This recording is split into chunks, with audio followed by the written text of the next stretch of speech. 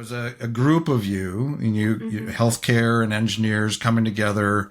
Like, tell me what that was like that first meeting and coming up, like brainstorming for ideas. And then where did this bubble out of? Like, whose idea was it? And was it something that just came out of the conversation and just, bouncing ideas back and forth?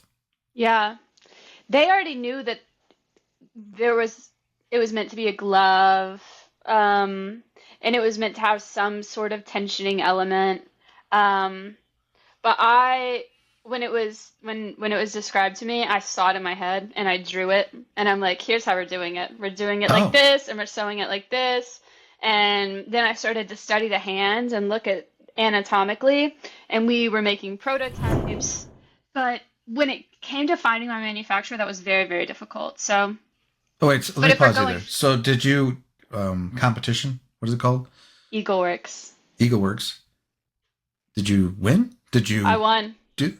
All right. Because I didn't want to go past that. I mean, We amazing. won Congrats. first place in EagleWorks and the biggest social impact award. Oh, wow. Cool. And then Amazing. we went on to the state competition. Kind of what is the next step? Is it going right into manufacturing, or do you do more market testing or anything, validating that idea further? Or You have to, well, we did a lot validating the idea. So we, where you kind of pin this person down to kind of help you learn about business? Like, there's probably a ton of people out there that would be just really happy to help somebody, and they're never asked. that's what I'm saying. That's what I'm saying. Mentors, that's one of the things that I like preach to everyone is find mentors. People Yeah. want to help you. All you have to do is ask. The worst thing they can say is no. And if they say no, then go ask somebody else. Hi, I'm Matt Levenhagen, founder of Unified Web Design, UnifiedLabs.ai, and the host of the Builders Podcast. Here on the Builders, our goal is to uncover the first principles behind building businesses, products, and services. If you're new here, don't forget to subscribe or follow wherever you're listening. And if you find value in our content, a like, share, or review is always appreciated. Let's dive in and explore the roots of innovation and progress together. Hello, everybody, and welcome to another The Builders. Today we are joined by Téa Phillips. Welcome to the show, Téa. Hello, hello. Happy to be here, Matt. So Téa is, I believe, are you the CEO of MetaFlex? I am CEO of ATS, inventor of MetaFlex. Just recently hired my first person, so I'm not doing it all anymore. Thank Oh, God. wow. Congratulations. Thank That's a you, big thank step. you. Yeah. So you're an inventor as well, which is Yes. very cool. I probably can count on one hand how many inventors. I mean, I guess we're all inventing things technically. Yeah, we all yeah. Someone writing poetry, an artist putting something on canvas, they're inventing. It's Yeah. creation of something. Absolutely. Yes. So on that note, let's have you talk a little bit about your story, your origin story, like where you became that inventor. What's that born out of? Yeah. Is that something that stems from your childhood or something, an event in your life that your Oh, first project of some kind? Go ahead. I never knew what I wanted to do. Um, my dad, though, I think back when you say childhood, my dad invented something when I was in high school and sold the patent to Wow. Troy-Bilt. He invented this, it's called the Flex, the Troy-Bilt Flex. But what he noticed the problem was his garage was getting cluttered. He had too many things. He had a lawnmower and he had a weed eater and he had a generator and he had the pressure washer and all of these things that take up space in the garage. And he's like, oh, these all use a motor. Like we could make attachments. We can have a base and then little attachments, save space in the garage. So he invented something. And I think watching him do that and get excited and bring it to life made me feel like it was possible. But when I was in Right. college, I was studying engineering. And so I really chose engineering because I thought, well, I didn't know what I wanted to do, and I'm good at math, and I'm good at physics, and I'm a problem solver. So I was like, and also, you can make a lot of money in engineering. So I chose There's that. engineering, and I chose mechanical because I thought robots were cool and rockets were cool. And when I was in school, I met my co-founders, my co-inventors of MetaFlex. And we were in this club called Innovation in Healthcare, which is where you bring together nursing students. We didn't have medical college, so nursing students and engineering students, and solved healthcare problems with an engineering mindset, which Oh, nice. engineers are taught to solve problems. I think one of my mentors says engineering is just a degree in problem solving, which is right. I mean, so It- they had identified this problem that lots and lots of people have arthritis, and lots of people can't afford to go to the doctor, whether it be the copay or the bill you get after you visit or the right. time you have to take off work to go and see a doctor. And with something chronic and ongoing like arthritis, it's not like a one time and you're done. You have to continually go and monitor your progress. And so we wanted to invent a way to help people manage arthritis at home and affordably. When researching how people do manage arthritis, two of the most common things we found are compression and grip strengthening. And the problem with the grip strengthening portion of it is that people, when you have to do exercises that are like 15 reps a day, every day, and you have to remember and take time out of your day, there's a problem with compliance because it's a burden, it's a time burden, and you have to remember to do it. So we made a wearable grip strengthening compression glove and called it MetaFlex. So this is MetaFlex. Very cool. MetaFlex is the first grip strengthening compression glove in the world, which was crazy to me when we were doing our patent research. I was like, no way, this is so simple. Someone had made this before. No one had made it before. So we took a compression glove and put elastic resistance bands in the fingers. So you can see here, and they're adjustable with Velcro on the back of the hand. These lines mimic the tendons, ensuring natural hand movement. So you can set all of these individually wherever you need to, because arthritis affects every finger differently, every hand differently, every person differently. So it works to keep your fingers extended so that when you're in motion, you're strengthening. When you're at rest, you're stretching. Always a really gentle compression. And then we added the wrist portion to it too. So and I'm going to put these straps back because they really do work, and I don't want to get sore right here. But we went to market 2 years ago in 2023, and we've been helping way more than just people with arthritis. So carpal tunnel, Parkinson's, Dupuytren's, trigger finger, all of these conditions require strengthening or stretching or compression. Yeah, and like half of our users also are wearing them to sleep. So they're using it to prevent waking up with their hand in a fist, which is really common. I even notice I'm in my late 20s, and I notice when I'm sleeping, I end up with my hands in fists, and so I put my gloves on, and when I wake up, I feel better in the morning. Um, Really? yeah, I'm and trying to we've think got now. I'm like, do I do I do that? I mean, I don't know. you Maybe may notice it now that you're thinking I'll be about it. thinking about it. Yeah. I never really thought about it before, but Yeah. yeah, we've got people in their 20s who wear this after they've been typing all day or doing landscaping.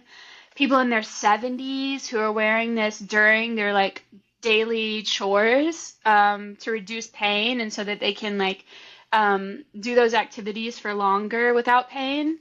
So it started with arthritis, and it's really transformed and is helping way more people than I expected. And even athletes are using it to just level up.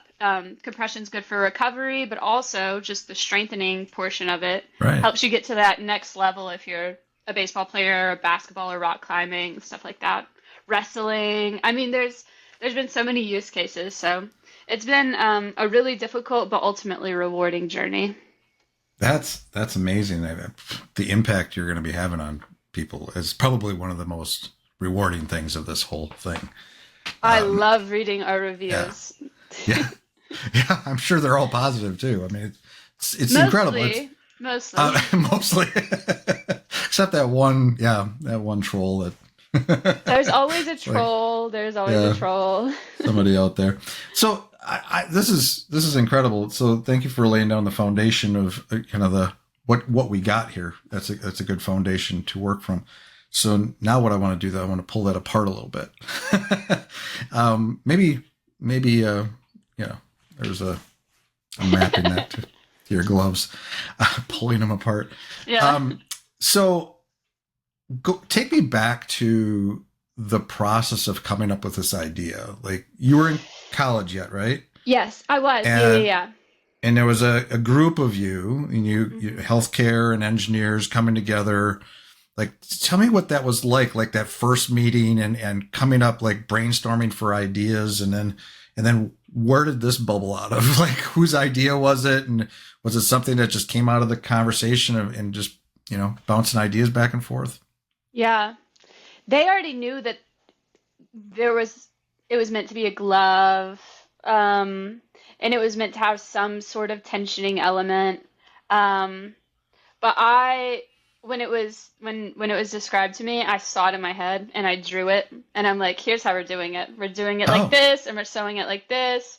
And then I started to study the hands and look at anatomically, and we were making prototypes and figuring out because I knew um, with my engineering experience, the simpler you can make it, the better.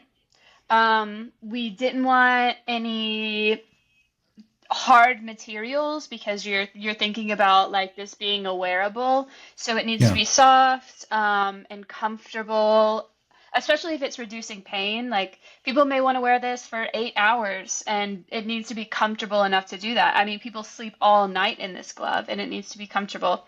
It needs to be easy and intuitive to use. So it I So you feel like kind of all of had this. you kind of had all those things up front, either from your engineering experience or whatever. You're kind of you're thinking about the market already when you're building the Yeah. product, or you're designing the product, or thinking about it. You're thinking about all the ways people are going to use this, and all the elements that go into it, like the comfort and all that stuff. You didn't want to make something just rigid, and so you want Yeah. something that, yeah. So it's interesting. You're thinking about that all up front while you're designing it. The you gotta. So once we like had this idea, we started thinking about users.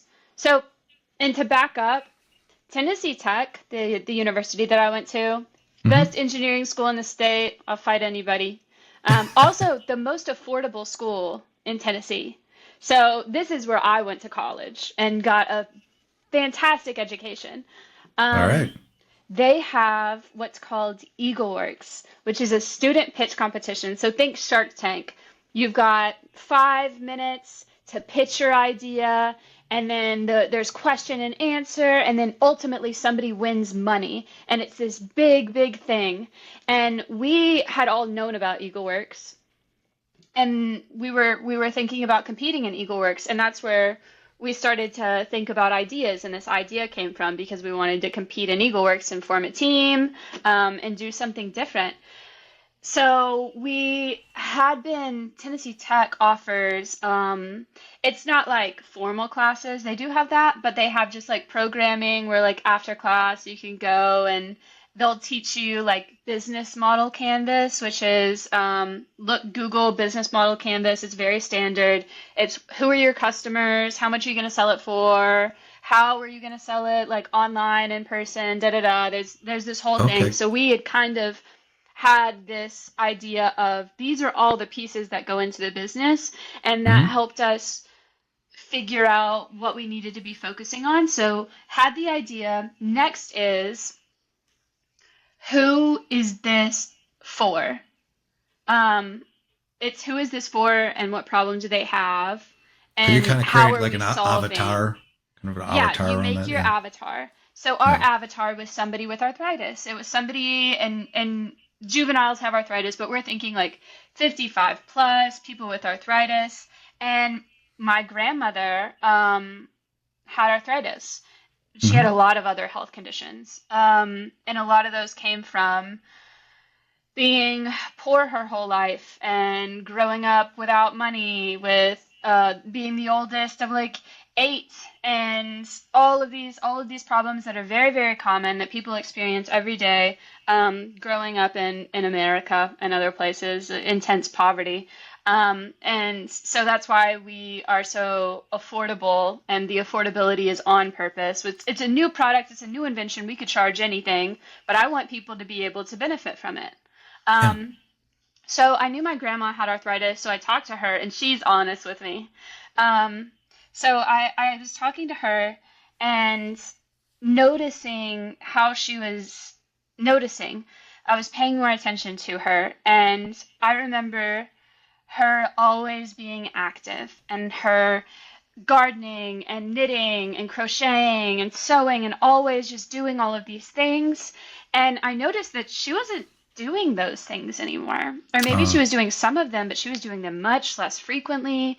She was asking for help to open things. Like her mobility was really, really, really declining.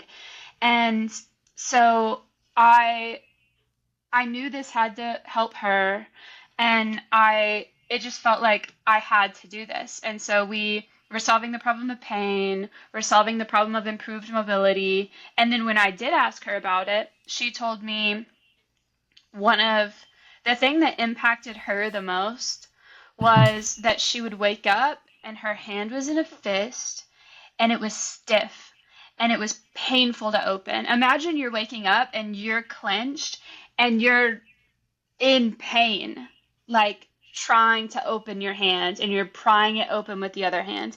So she would hold on to a tennis ball and put a sock over her hand, and that's how she would sleep.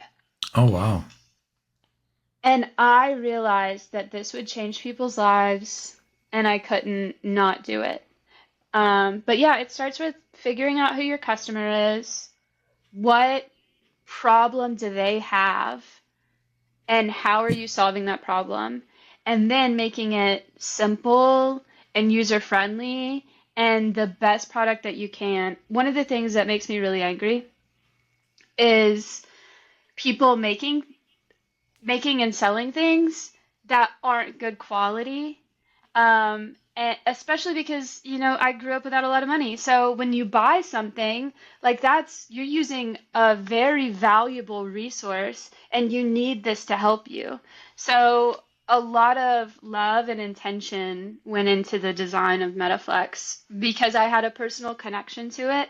And Hmm. because I had been trained at Tennessee Tech and knew how to make products, and knew how to uh, build like this business idea. Yeah. Well, it's incredible. I mean, well, yeah, having that framework like you described before was called Canvas, Business that model canvas. business model canvas. Hmm. Having a framework like that to know what, and fielding each piece of that. And, but also just what really stands out to me is just having, because we talked about as any business owner, whether we're creating digital products or physical products or a business in general, is knowing who your market is, finding that niche, that vertical or whatever. And then we talk a lot about avatars, but yours is so specific, and it gave you such. Number one, you had a kind of an emotional connection to it because you knew that if you could solve this, you were going to take care of your grandma and literally solve her pain points Yeah.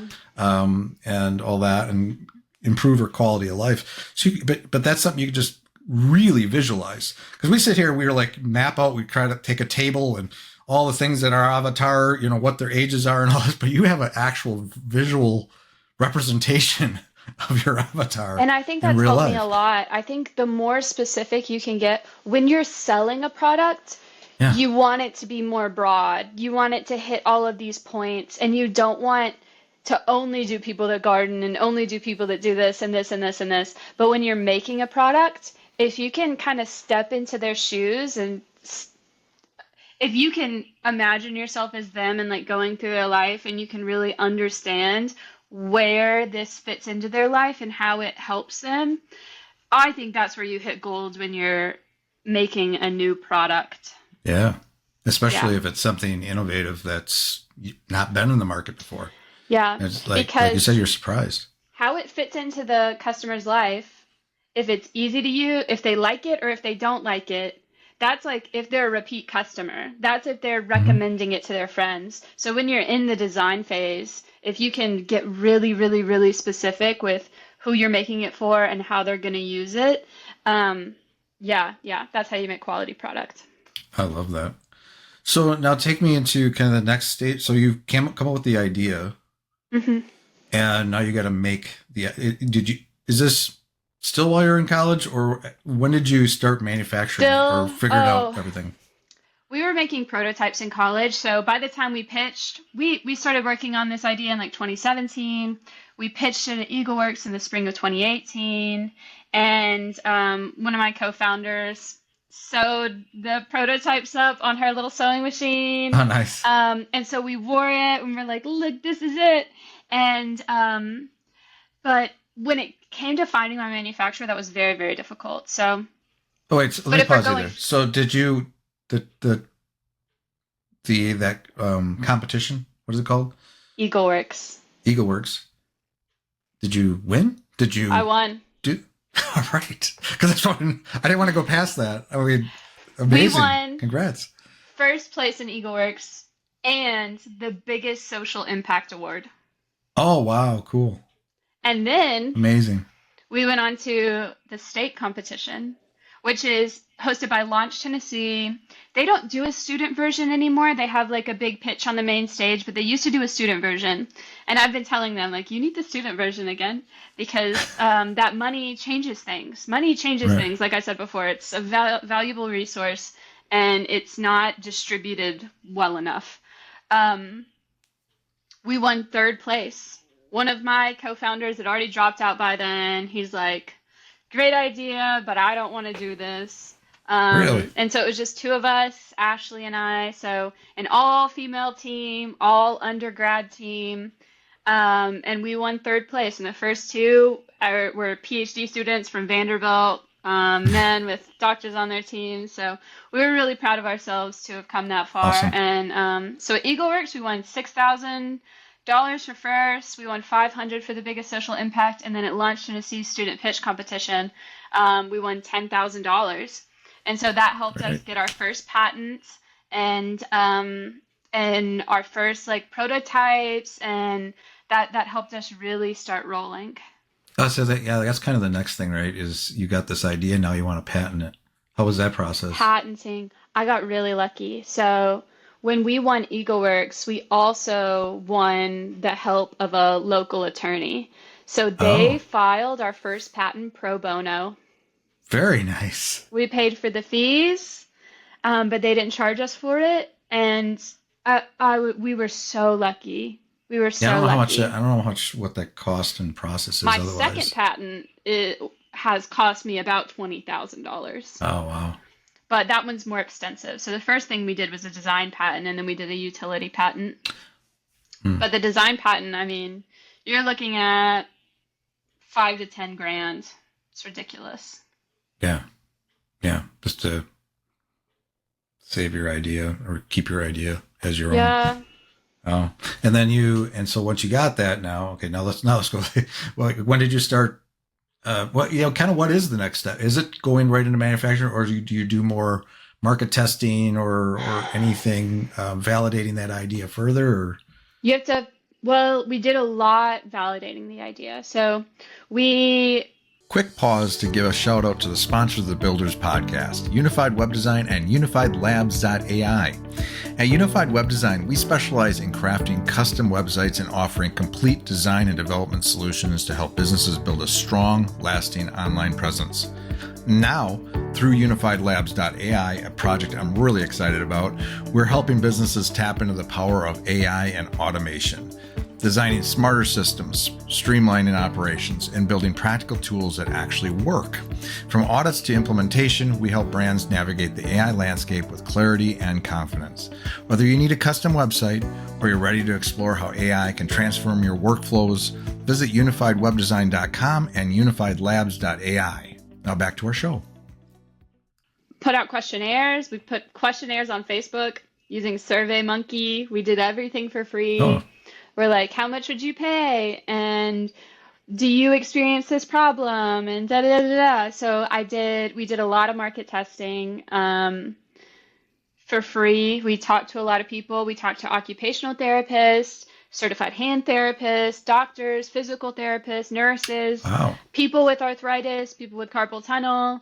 And we're like, what are you doing now? How is it working for you? So you need to do customer discovery before you invest a lot into it. Make sure that people have this problem, and make something that you think will help them, and then buy a little bit of it. So what really stunted us is that we're a medical device. So I had to register as a medical device establishment, which is expensive. And then I had to find a manufacturer that met all of the standards that it takes to manufacture a medical device. So I graduated the same year we won EagleWorks and won the launch competition. So I graduated in December of 2018, and I had a very good job offer. So I didn't have any money. I mean, I had that little bit, but like, that's not going to pay my rent until this thing takes off. So I worked as an engineer for like 3 years in Oak Ridge, Tennessee, and it was such a good job and so much fun. And I felt like I was having a really big impact, and I was doing really interesting work. I was learning things that like I never thought I'd get to know, and it was really amazing. Did you learn stuff that you could apply to, creating a product in your business? Yeah, definitely. So the whole time I was there, I was studying business. I mean, I was doing my engineering work, but I was like, how is a company run? I was looking at like, who's the manager of who and how does it go up, and like, how is this whole thing laid out? I'm thinking about the way that we're communicating with each other, what programs we're using. I'm trying to learn from my leaders, and I got a really good mentor when I was at Y12. And he and I would meet every month at lunch. Oh, nice. And we'd have lunch together. And at our very first meeting, I like slipped him my business card, my like MetaFlex business card. And I was like, I'm the CEO of my own company, and I want to learn about leadership from you. And so he would come and like teach me how he learned to be a good leader, and it was a lot of like servant leadership and making sure like these people don't work for you, you work for them. And I was trying to just like learn, because I knew eventually I was going to have employees. When I was there, I got to where I was managing teams, but managing teams in a big corporation is very different than like building teams and finding those people, and the skill sets that you need to build a team is very different in like the startup community, because when you're working in a big corporation, your day is mostly the same. Like you're responsible for the same things, and if something outside of that has to be done, you go to that person or that person, right. or you consult other people. But in a startup, like you wear many hats and you do just about anything. Sure. But I forgot what you asked me. I'm just going off on a tangent at this point. Oh no, I lost my train too. I was studying business. No, this is good. It's linear. You're studying business. You're working at this place. And I just asked like what you'd learned there, and like could you apply those things to what you're doing now? Yeah. And I was working as a process engineer. So as a process engineer, I'm learning to streamline processes and communicate really, really effectively. I was building processes where you need everything in the process to fit on one sheet of paper, and if it's not written down, it can't be done by the people following the procedure. It was verbatim compliance. So I learned to communicate very effectively and get my point across very concisely. So I really loved the work there, and it was really interesting. And I learned. Yeah. And sorry, I'm going to cut you off, but it's just, I think that's really important. It's interesting, even in me, I run an agency, and I think a lot of the successes I've had stems from an actual stint I had at a corporation where I learned how to build teams like you, and learned and just see the operation. But I think it's really cool too, though, where you kind of pin this person down to kind of help you learn about business. Like, there's probably a ton of people out there that would be just really happy to help somebody, and they're never asked. That's what I'm saying. That's what I'm saying. Mentors, that's one of the things that I like preach to everyone is find mentors. People want to help you. All you have to do is ask. The worst thing they can say is no. And if they say no, then go ask somebody else. Finding mentors, that's what I contribute a lot of my success to. Very early on, I started building a board of advisors, and I found people who knew marketing and knew social media and were doctors and therapists, people who knew sales, people who had built companies before, and great leaders. And I just pulled them all together, and I gave them a percentage of my company, and I said, teach me. And I love that. Yeah, they have helped me so much. So it helped with accountability. I set up monthly meetings, and I'm constantly reporting to them. Here's what I did. Here's what I did. And then if I need help, I have people that have this experience that I don't have, that are brilliant in ways that I am not brilliant, that can advise me. And sometimes you take that advice, and sometimes you leave it and say this isn't applicable. But surrounding yourself with mentors, people are so much more likely to help you than you think they are. Yeah, that's true. I mean, even if it's not, a board of advisors, it's just networking with people, and just becoming friends with others, and not being afraid to ask, what, for advice or input on something. That's powerful. So let's go. So we got you through that. You learned a lot, and now what's the next thing? Do you I quit my job. You quit your job? Did you just cold turkey quit it and went out and did this thing? I did, and my parents thought I was crazy. But before I quit, I quit when I thought I was ready. I quit when I thought I had enough money saved up. I had like $40,000, and I was like, that's all I need. That's like perfect. That's plenty for a runway.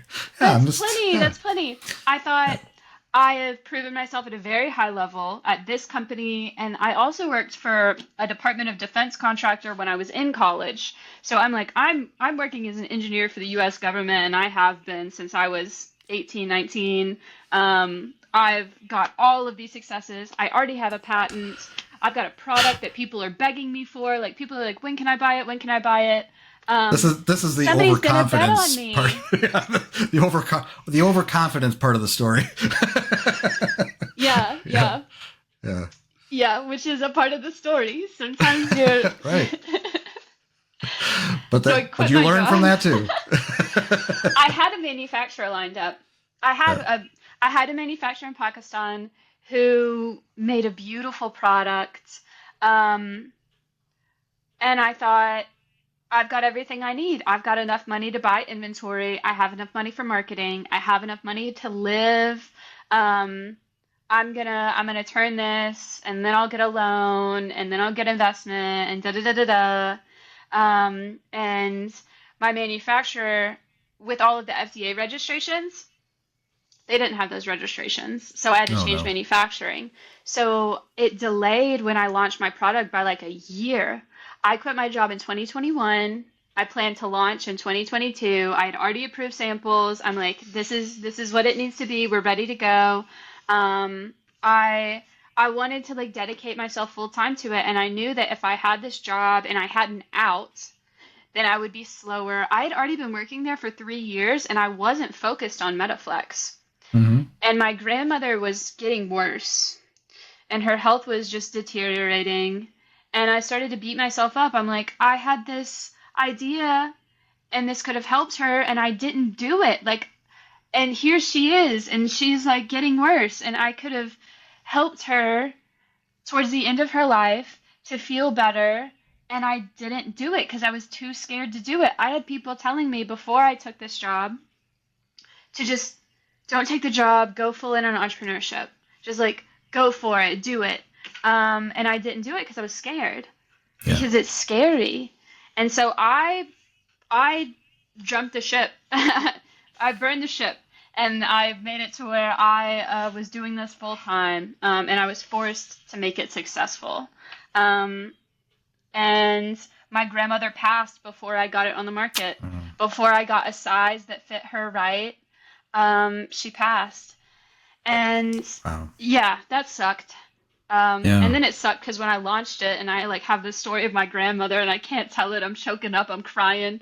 I was on the news once and they're like, "Oh, so you made this for your grandmother?" And I was like, "Yeah, but she's dead." I didn't know how to tell it. I didn't know how to tell the story.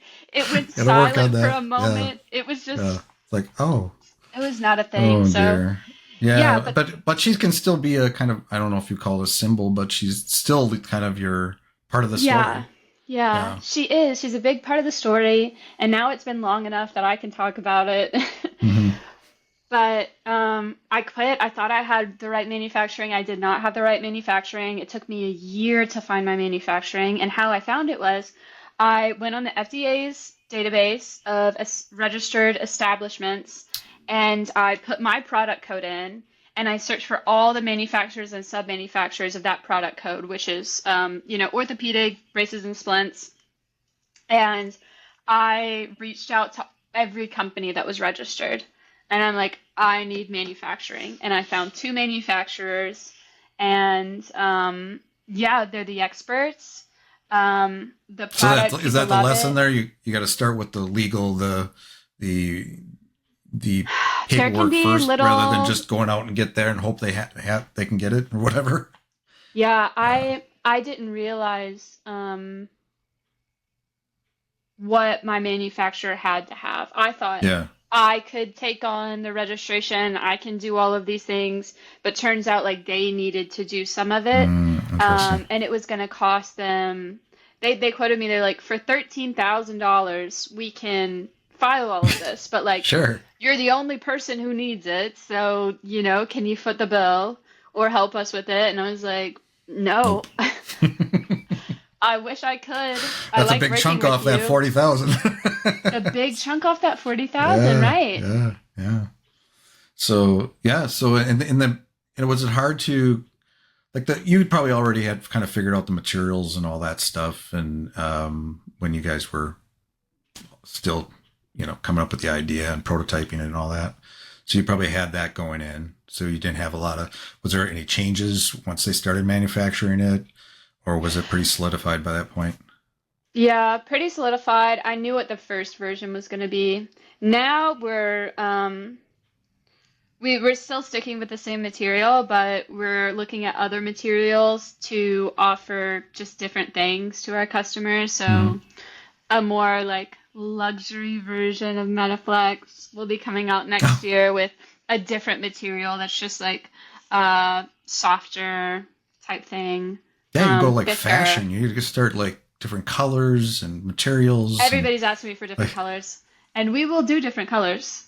The yeah, original MetaFlex, I'm thinking we're just going to keep it black. It's always going to be black. But we've got some other versions coming out that will have different colors and yeah, look a little different. yeah. So it's interesting. It's when was the first time you realized that this was bigger than just solving the one problem you started out to solve? Like when you started seeing, was it just people were finding the product, or you? How did that discovery happen? Um, I was doing sales. I kind of had in the back of my mind like this could be applicable for sports. Like this could help these people. But I, with my engineering background, didn't know all of the different hand conditions. So I didn't know Right. all of the people. I knew it could be helpful for people who have had a stroke, but it's really just telling people about my idea and then saying, "Oh, I have this. Do you think it would help?" Or like my cousin or my husband or whatever, so and so has this. What do you think? And then I'd look it up. And I'm like, I Yeah. don't know. Is compression helpful for that? Or is strengthening or stretching, is that helpful? If that's helpful, then yeah, MetaFlex is helpful. And Yeah. it's grown so much. So recently, we brought a certified hand therapist onto the team. He's my Oh, chief nice. clinical officer, and Perfect. he knows everything about hands. So he's made a very long list of this MetaFlex is helpful for, and here's why. And I love that list. I'm sure you do. That's amazing. Yeah, it's been helpful for way more people, but it's just been a discovery since we put it on the market and since I've recruited more people into the team. That's where we've learned that this is more far-reaching than I thought it would be. So it sounds like you're already selling these, and in like where, like when did the stale? What was that sales arc? Like, did you start selling like when you put up the website and just all the sales started flooding in, or obviously there's a marketing The piece sales here, just getting started the word out. flooding in. I didn't even advertise Yeah, it. I put my that's why website and people are like, "Oh my gosh!" that's the No, no, build it and no. they will That's not. come, right? That's not how it works. No. What So was that process like? way back in 2018, we made a Facebook page, we made an Instagram page, and I built a website.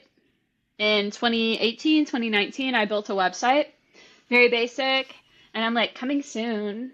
Here's like some pictures that I've taken. It's coming soon. Follow us, get on our email list. So emails, start collecting emails ASAP. Hmm. Just tell them when it comes out, we will email you and get that email.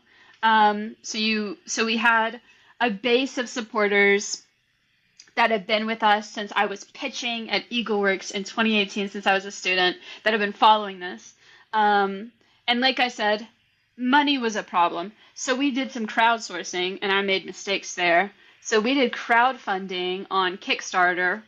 Oh, no. We did crowdfunding on Indiegogo. Why did I choose Indiegogo? Who knows what that is? So number one, don't do Yeah, that. a little Choose like some skeptical of that. crowdfunding program that people have seen before. Yeah. Dumb.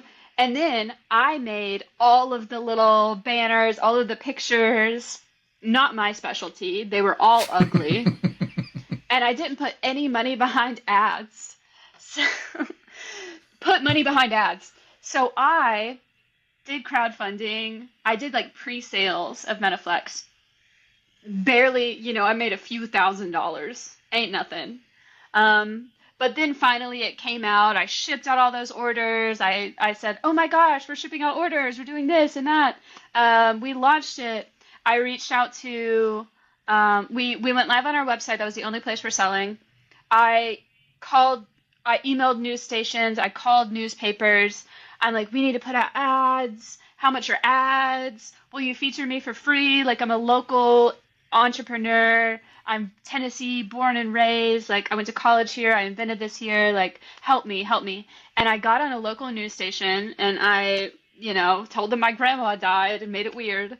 But I took like a screenshot from that. I put an ad out on Facebook and I was getting people to my website for like 9 cents a click, which was Oh, nice. insane. Yeah. So if you can get any of those like news stories, like authority elements, people trust that, and that gets them more interested in what you're doing. So that worked really well for us for advertising.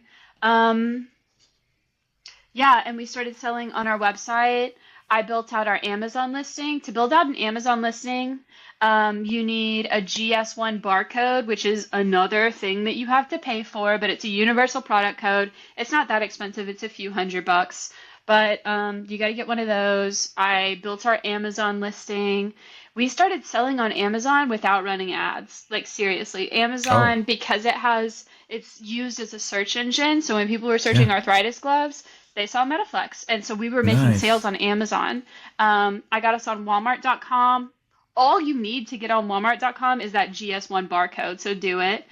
But we weren't making a lot of sales on Walmart until recently when we started really increasing our advertising spend. And I think it's coming from Google.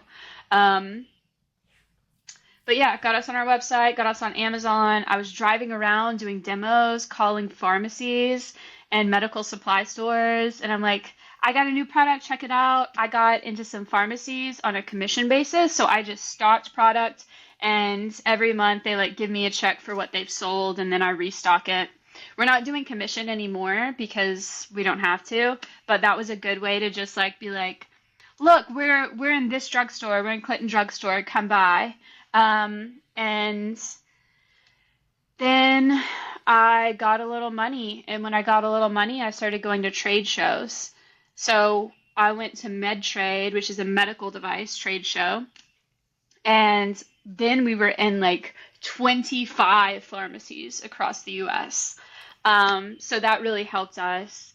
And Amazing. then raised more money, started spending on Google ads, Facebook ads. I brought on ad agencies to run it because that's not one of the biggest Smart things move. that you can do is bring on a team of people that have a really specific skill set, and they can run your ads, or they can make this marketing material. I wish I would have invested in more marketing sooner, but now that I've learned that lesson, that's where a lot of our money is going right now is into marketing. Yeah. Well, that's incredible. So, I mean, I love that. Like when you started out, you were just kind of doing a lot of the legwork and just reaching out, and talking to everybody, Yeah, but then as you started to get some sales and some, some traction, you were able to reinvest some of that revenue, and you made some smart moves, bringing in experts to do, because I've tried to do some of my own marketing and stuff myself, and I'm like, I had no business doing that. I should have just, maybe I should just wait until I can hire somebody to do that for me. you Whether get that's, scrappy and you do what you yeah, can, right, but the results are very different when you have yeah, someone who loves doing yeah. marketing. They know all the ins and outs and the secrets and how to do that and how to roll it out and all that good stuff. Absolutely. So I'm curious. So we kind of touched on this before we hit record today. How have the tariffs, have they impacted you particularly in your Yes. business, and what's your take on the whole situation? What a headache this has been. What a headache. In a nutshell, right? 148%. I import from China. I import from China because that's where the best compression manufacturing is. My glove, my manufacturer says, is the most complicated thing they've ever made. Look at this. Think about sewing these little channels. Think about Yeah, sewing all of this. Like, it's insane. So I work with the experts in China, and I import from China, and people love my product, and it's changing lives. Literally, look at my reviews, changing lives. They're the experts. I love them. hmm, I was importing at like 13%, 12%. Um, and then all of a sudden in April, we're growing. We're growing so fast. I need to put in inventory orders. I need to buy more product. I'm almost out of gloves. I need to buy product. And all of a sudden, 100%.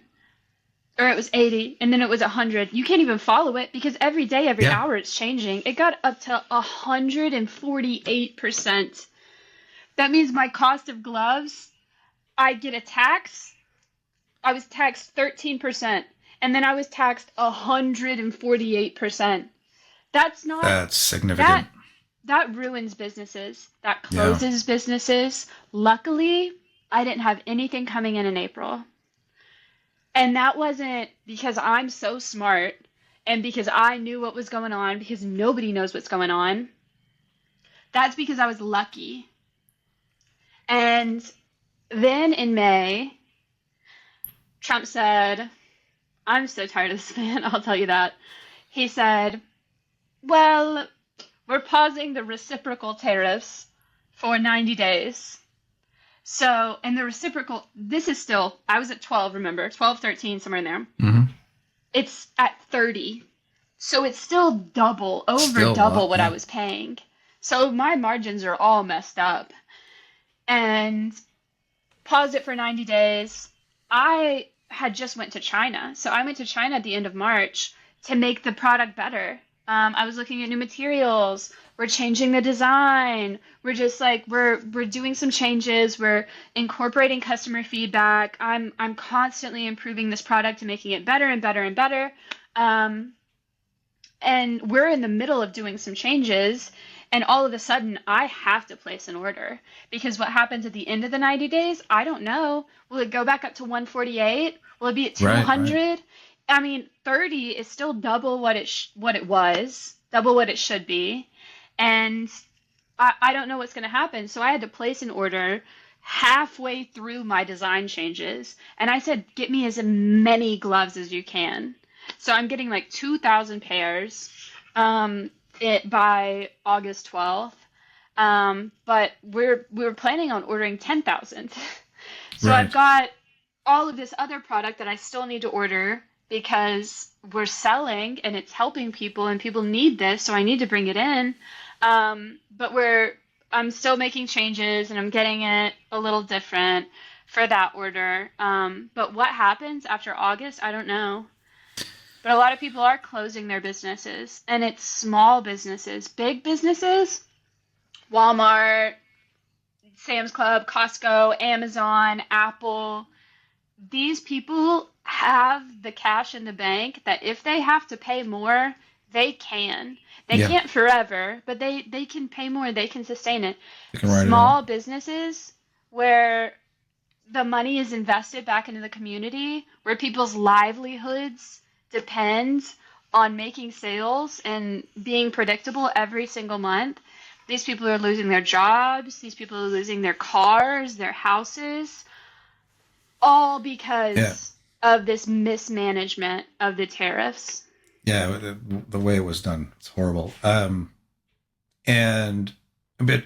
I think the frustration has to be, I mean, things can happen to your business. Things are going to happen to your business. And some of those are your fault. Some of those are in your control. But this is like some exterior force that comes in and just slaps you upside the head and said, you're like, you have no control over it. They just come in and just, destroy things. That's got to be so frustrating. And I have, being in the agency world, like I hear stories, and I was in a networking group yesterday with other agencies, and they were talking about how one of their clients is going out of business. They have enough material, they have enough product till the end of the year, but pretty much this is with these new tariffs are, they can't sustain it. Yeah. I have my own client. I have a client that they sell grill accessories. And now I don't know what goes on in the company. Like, often I'm in the dark in terms of that, but I know what happened in terms of we had a contract. We were going to start a new project with them, and it was pretty sizable. And then it was, as soon as those tariffs hit, it was the email that, listen, they're going through hell right now. Basically, there's a lot going on. It's a complete disaster, pretty much, right? And so big deals. We're gonna have to delay this. Yeah, I had really big deals in the works that I've been working on for months and months and months, and we were about to partner.